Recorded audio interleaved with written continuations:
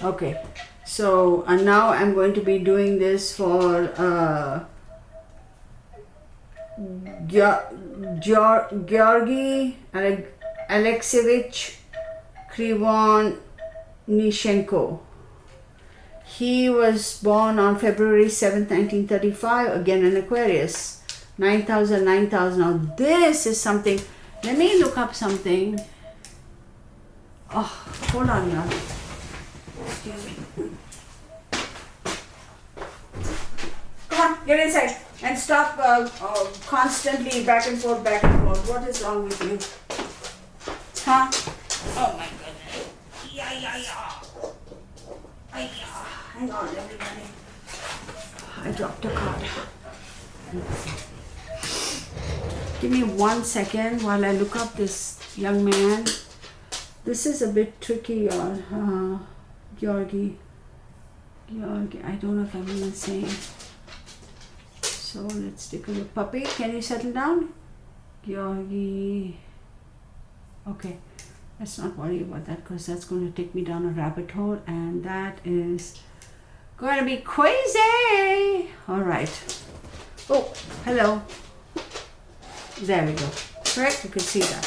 So we're going to do now Georgy Alexeyevik Krivonishenko, 7th February 1935. Another Aquarius.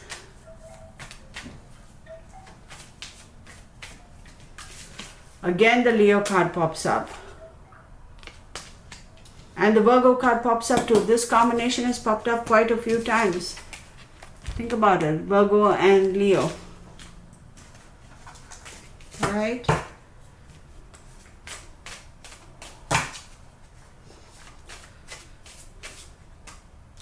This card also has popped up quite a few times. The Wheel of Fortune. Unbelievable. The Hangman also has popped out in the past. For him, the 9,000 were active, so whatever reason. So he's also an Aquarius, isn't he? 9,000 is Libra, 7,000 is Leo, 8,000, 7th, 8th and 9th house. 7,000 is Leo, 8,000 is Virgo, 9,000 is Libra. And then, so 7th house talks about friends, contracts, partners, relationships. 8th house, secrets, occult, death, regeneration, finances. 9th house, distant travel, higher education, intellect. I'm going to say his relationship over here with this group of friends was still developing, okay, with this group of people. It was still developing. And he was just waiting for things to, just build. I wouldn't say he was new to the group, but he wasn't there was still something about this young man that he felt that he still needed to and would like to get to know the people better. Now we have the Hangman on the 8th house, right? So 8th house talks about secrets and this, that and the other, and you have the Hangman. So even though he knew the true premise or purpose of this expedition, he may not necessarily have agreed with it, but he was forced to look at things from a different perspective. And because he was forced to look at it from a different perspective, he said, okay, fine, I'll go on this expedition. There's another very, very different reason as to why this group of people went on that expedition at that particular time. We'll do that when I do a deep dive.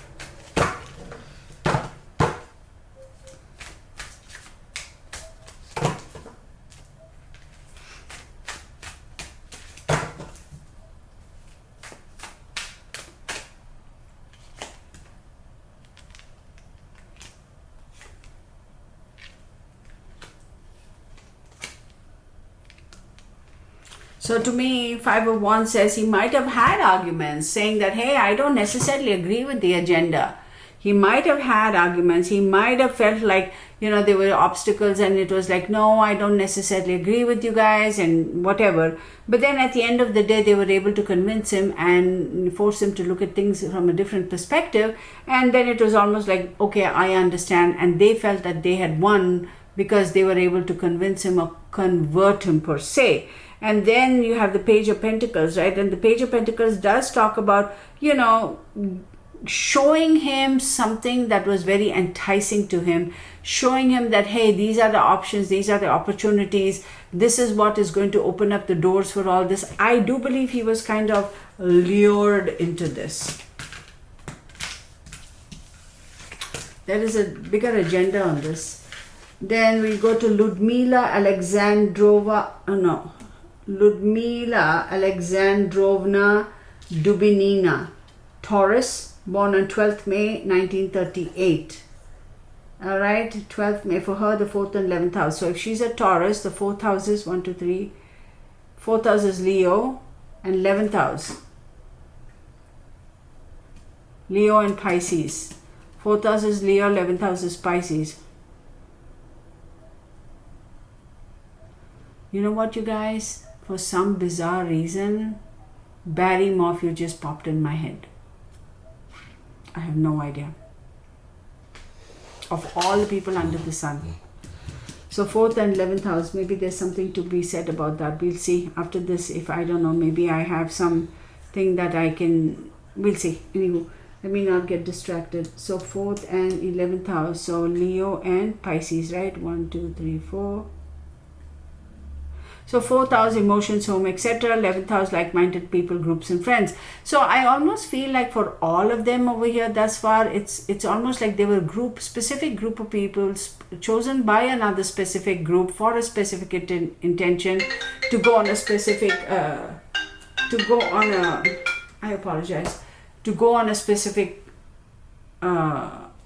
project. That's how I look at it.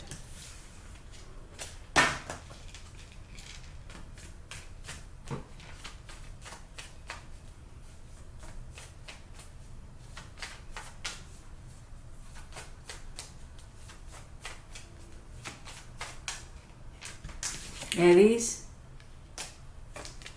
the moon card. Yeah, didn't Aries pop out in the middle? And we have the moon card also, and she's a Taurus. So for Taurus, Aries is your 12th house, and 12th house talks about karma, hidden supports, agendas, institutions, etc.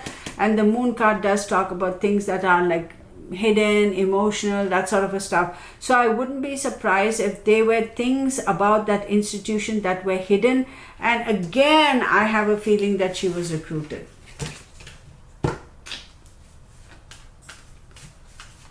Oh my God.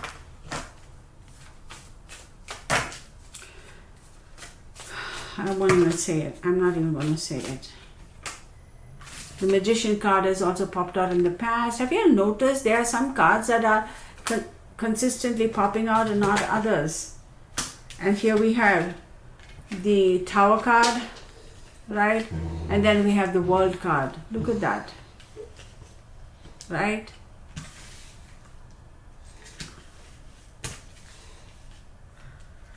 So with the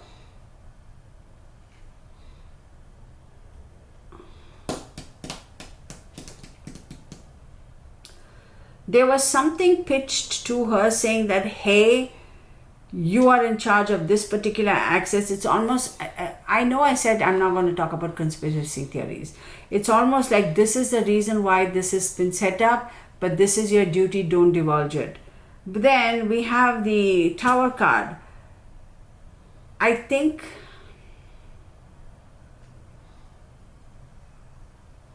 when she realized the true intention, objective, purpose of that trek, it was over. That's when she decided she wanted out of it and she wanted to get the heck out of there. But that didn't come to be, because the World card talks about success, it talks about completion. For me, I do believe that her world, her entire world came to an end that the moment she realized what was going on. Like literally, emotionally, spiritually, and of course physically. She ultimately ended up dying too. So y'all, there is so much more to this case, this Dyatlov fast thingy. It's scary. It really is, at least to me. See, 10 of Pentacles and 10 of Cups has also popped up for a lot of these people, okay? And 7 of Pentacles. Okay, so let's take a look. One more card. 7 of Wands. What are the odds? So 10 of Pentacles, I'm sure there was that image of the having, you know, success and long-term success, and whatever you work on now, it's going to provide for you for the rest of the life, your life. Seven of Pentacles also talks about, you know, if as long as you put in the work, as long as you're hardworking, as long as you're patient, as long as you keep chipping away, it's going to all work out great for you. But Seven of Wands here tells me that for some reason she felt she had a need to protect herself. She felt she had a need to protect herself from something that went on right then and there. In that particular situation that she was in, something transpired that where she felt she had to protect herself, and she did. She did her best to protect herself. Unfortunately, didn't come out of it.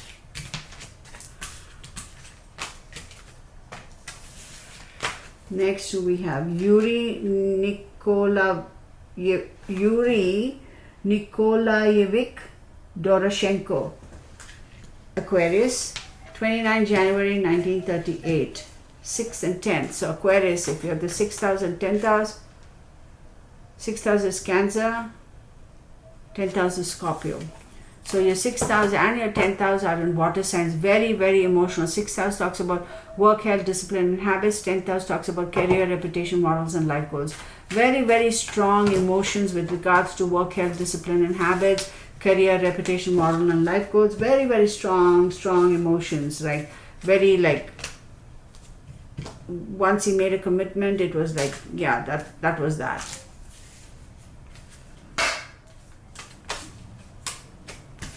Mercury pops up now.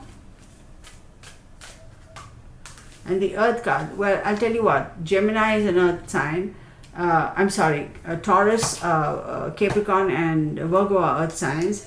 And he is an Aquarius. So we have Mercury, right? Mercury rules Gemini, and Mercury also rules Virgo. And then you have the Earth sign. So I'm going to say that for him, I'm going to lean more towards Virgo. So if he is an Aquarius, 1, 2, 3, 4, 5, 6, 7, 8th house. Secrets, yeah. There's so much secretive business about this, and there's such heavy Aquarius energy. Such heavy Aquarius energy. Aquarius energy, like, you know, look at this, y'all. It's just unbelievable. It's Aquarius is ruled by Saturn, and it's ruled by Uranus, hard taskmasters. Saturn is a taskmaster, right? Great high expectations and wanting you to put in the effort. Saturn's just not going to give it to you. You have to work for it. And Uranus talks about, you know, sudden changes and shocks. And it's like suddenly the wind is going to pick up speed and it's going to change direction. That sort of a stuff. This is something else altogether.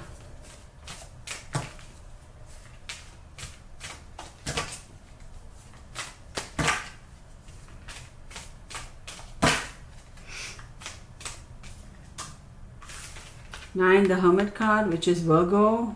What are the odds? I picked on Virgo. I said I'm leaning more towards Virgo, and here you go, the Hermit card pops up, which is Virgo. It talks about looking inward, right? And then you have this card also has popped up quite a bit, the Hangman.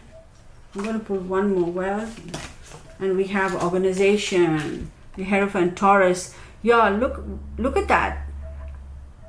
Initially I mentioned Earth signs, Taurus, Capricorn, and Virgo, right? And then I said Gemini and Virgo are both ruled by Mercury before I even pulled it. Oh my goodness, before I even pulled that card. And I said I'm leaning more towards Virgo, and the Virgo pops up. This is crazy, y'all. This is another level of another level.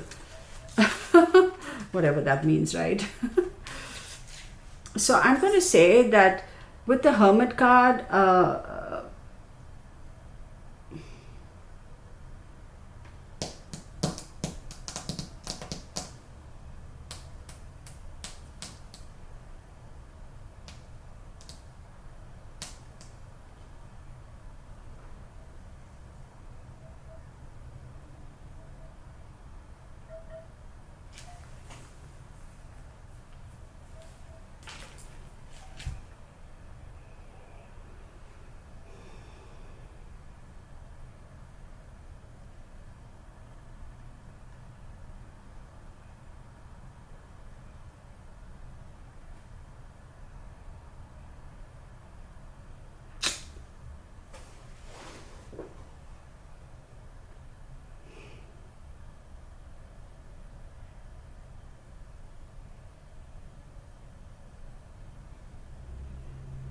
I am going to go so far as to say this particular individual, right,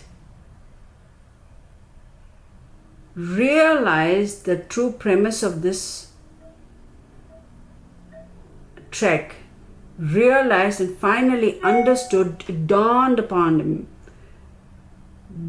the reason or the purpose of the organization, did some soul searching. Do I want to continue to do a part of this? Decided to go on this expedition, come back and cut ties. So for the moment, I'm going to hang loose. I'm going to look at things and I'm going to just hurry up and wait and take a rest, be in a state of limbo, just do what's asked of me. And when I come back, I will be done. But with the Hierophant, okay, this individual had to get approval from some higher up to be released from this group. He was not going to get the approval. Once you're in for life type of thing.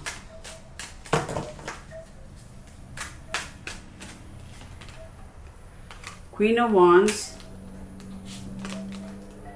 Two of Swords, Queen of Swords, two queens showing up, people showing up. Queen of Wands talks about a person who is very confident, self-assured, etc. Queen of Swords is somebody who is very, self-sufficient, honest, has no problem cutting ties, has no problem saying off with your head. And you have two different factions and two different very, very strong individuals. They show up as queens, but they don't have to be. They could female, they could be male too. But I'm going to say with the Two of Swords, this does talk about compromise and make a decision. But then here's a weird thing. Is there a possibility that he's stuck between two females and he has to make a decision which one he likes? This is so weird because I felt that in this reading for a couple of other people. It's a weird thing. I know. I don't understand it either, but whatever.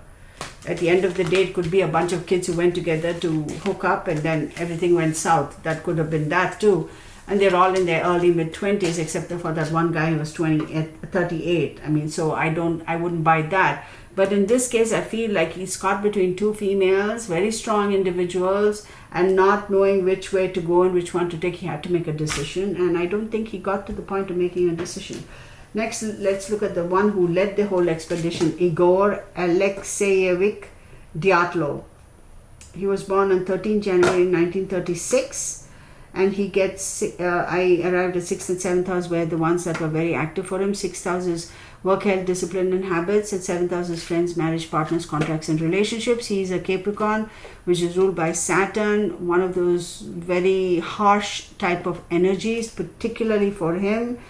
Somebody who is power hungry, wanting to take charge, wanting to lead by hook or crook. This person was very, very determined. So 6th and 7th house is 1, 2, 3, 4, 5. 6th house is Gemini, 7th house is Cancer. So let's see what pops up. Gemini is ruled by Mercury and Cancer is of course ruled by the Sun. So not necessarily a very good combination with Saturn and Capricorn in my opinion. But let's take a look. The Moon card, right? So I'm going to say the 7th house. Hang on, 1, 2, 3, 4, 5, 6, 7th house. The 7th house, which is friends, marriage, partners, or contracts and relationships, that is very strong. So very, very strong. And this Leo card keeps popping up. This is the 8th house for him, and 8th house is will, secrets, etc. So I'm going to say for him, the contracts and relationships and partnerships are very important, but he was also keeping a lot of secrets. Ruled by the Sun. And see, but that's the thing. He's a Capricorn ruled by Saturn and Leo is ruled by the Sun. So a little bit of conflict over there, right there. But, you know, Saturn and the Sun don't necessarily get along. They're not the best buddies. Saturn is all constriction and Sun is let me shed light type of thing. So and here you have the Moon, which is darkness under the cover of and emotions, and Leo is all about speak. This is all with the, with your heart, with your emotions, Leos, take action, right? 5, again, Hierophant. This is organization. This is organization, is a Taurus card. The Star card, Aquarius. So organization, I think this one was answering to a higher power, or somebody who had more control or more responsibility, somebody who had more, was in charge really. And I'm also going to say this guy wanted to get up to be there. If this Igor had continued to live his natural life, he would have been somebody who would have somehow, hook or crook, gotten into a position of power. And the star card says, you know, believe it or not, he would have had the support. He would have had the support. This young man would have had the support. So, and Aquarius does, again, Aquarius is ruled by Saturn and Uranus. So let's see. He has the Four of Cups. See, this fellow is a little bit power hungry. Little bit power hungry. He's like, well, I have proved myself already. Why do I have to do this? Do I need to prove myself some more? That sort of a thing with the Four of Cups. Two of Pentacles, here we go. Multitasking, weighing the options, weighing the pros and cons, deciding. Oh my God, this is crazy, y'all. And then Three of Wands, making travel plans, right? Talks about commerce expansion, making travel plans. Yeah, this one was responsible. He was put in charge for a reason. But somehow he felt like his hands were tied behind his back. He goes, even though he was put in charge of this expedition, of this group, he still felt like he had to answer to somebody else, and that was an ego thing for him. He didn't like it. Ace of Cups. Okay? This was like a new position offered to him, a new offer. Listen, do this. This is your final test. Do it. That kind of a thing. This one card. No, I lost it. No. This guy. Seven of Swords.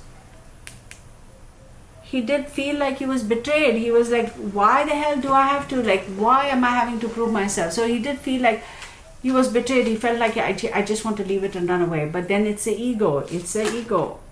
Oh my God, Six of Pentacles, give and take. Somebody convinced him in the last minute to say, no, do it, you will get it, you will do it, you will get it. See, somebody convinced him and they supported him. They were like, this is your final test, go and do this, everything is going to be fine. And gave him an offer. Do this and come back and you will have that. I'm done. Well, I'm just going to leave it at that. I am definitely going to do a deep dive into this. Somebody had been asking me to do this Dyatlov pass for a long, long time.